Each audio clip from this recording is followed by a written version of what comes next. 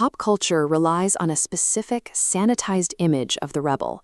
We're given the swashbuckling European corsair or the rugged white Lone Ranger, silhouettes designed to fit a very narrow historical frame.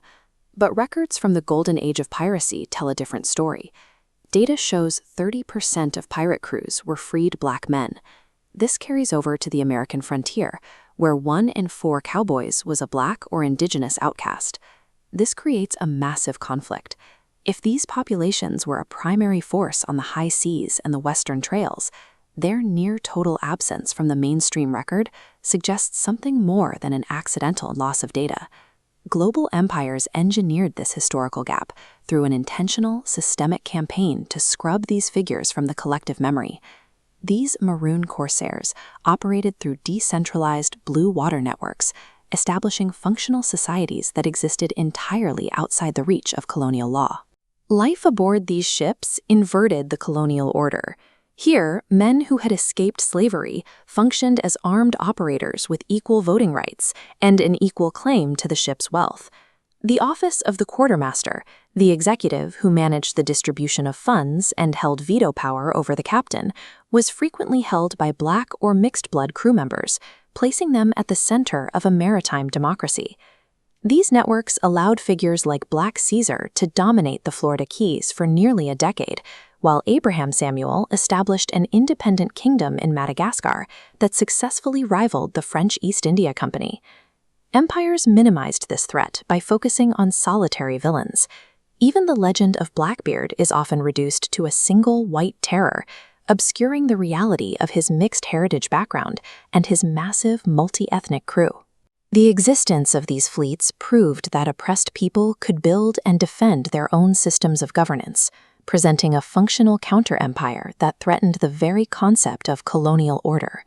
When naval force failed to dismantle these maritime communities, colonial powers pivoted to a twofold systemic attack designed to erase them from history.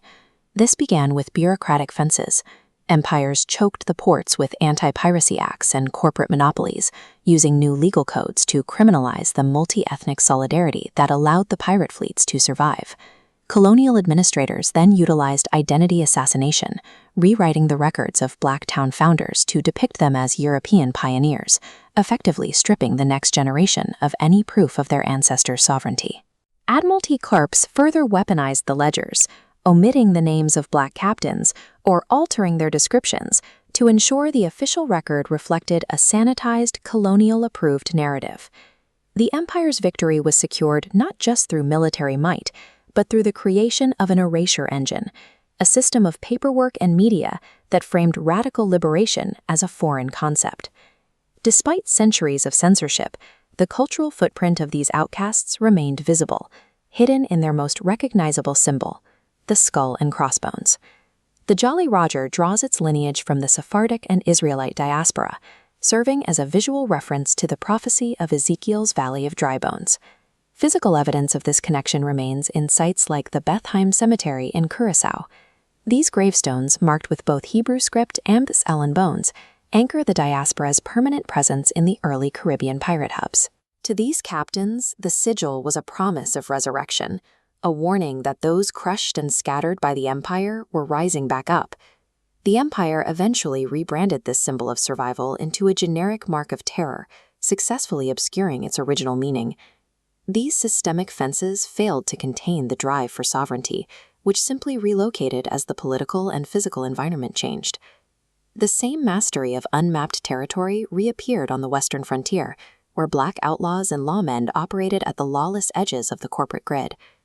By the mid-20th century, the necessity of surviving outside the empire's protection moved from the wilderness into the modern city.